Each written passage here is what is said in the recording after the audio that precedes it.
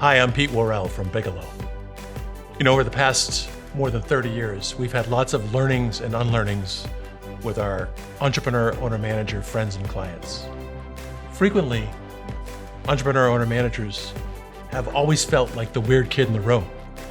They weren't the ones who got accepted to the best colleges necessarily. They weren't the ones who did the best in class, but they're the ones who are crazy enough to go outside and try a new idea and create something completely new. If you're a corporate executive, what I'm about to speak about isn't for you. If you are sort of intellectually interested in being an entrepreneur job, this isn't for you. I'm speaking to exclusively high-performing entrepreneur owner managers in the hopes that sharing with you some of the breadcrumbs we've learned from previous clients will be really immediately helpful and useful to you.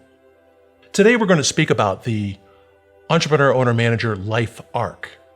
And the life arc is set up to have on its vertical axis the concept of enterprise value, the gross value of your business. On the horizontal axis, it is time. The way that most of our conversations with our friends and future clients begin is when they ask us the question, how am I going to get my business to succeed beyond me? They've realized that the world is impermanent and they're terminal, and maybe they have something else they want to do now or in their next chapter, and they're thinking through, how am I going to make sure that this business, which is so important to all of its constituencies, its employees, its customers, its vendors, everyone, how am I going to make sure it succeeds on a sustainable basis for the long term? Really, for the really, really long term.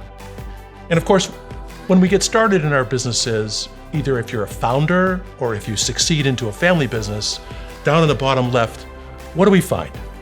We start out with very little image, name, reputation, no assets, everything to lose, and what do? We go beg for money from our friends and family and probably go to the bank and borrow money. It's crazy. It's not rational, but we do it. We leverage up our business with bank debt in the hopes that as we build the organization, we can transition from rugged individual, what you're really good at, and you probably did a lot of in the beginning of your business, transition to unique team. Boy, that is a tough transition. And most entrepreneur owner managers actually never make that transition. That's why our world is filled with 2 and 3 and 4 person businesses. But if we do make that transition and we want to focus on our unique ability as owner managers, what do we frequently do? We want to hire a chief executive officer and give away some of the responsibility for managing the business.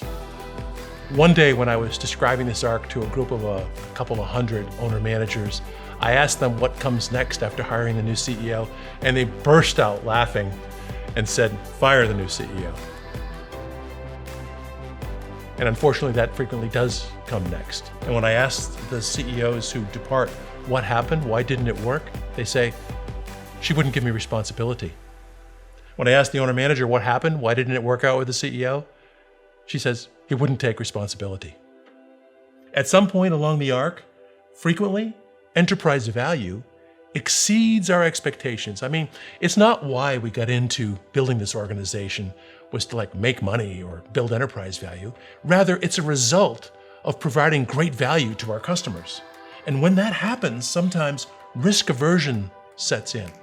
Risk aversion is a term in behavioral finance where actually we'll take on more risk to avoid a loss than we will in expectation of gain.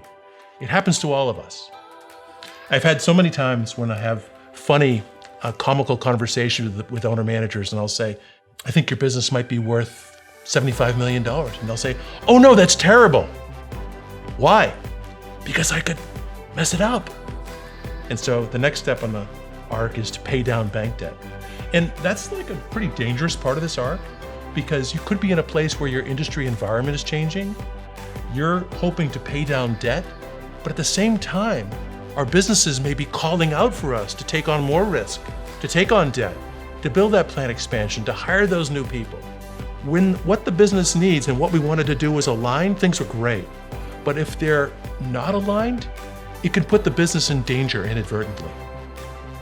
At some point, as owners, we have a wish for some liquidity. Wouldn't it be great to get some chips off the table.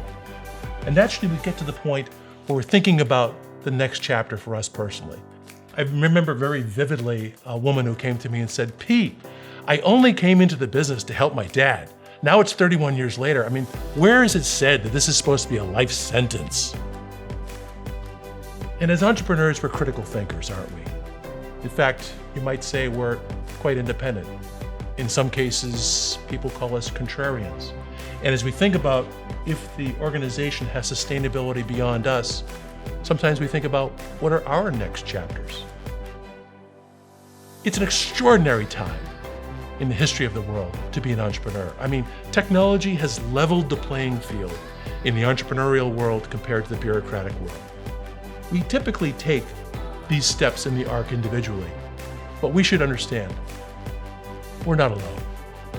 If, like me, you see a little of yourself in some of the stages of this life arc, and you'd like to learn more through the scar tissue of our successful clients, go to bigelowllc.com and click on EOM Resource Library.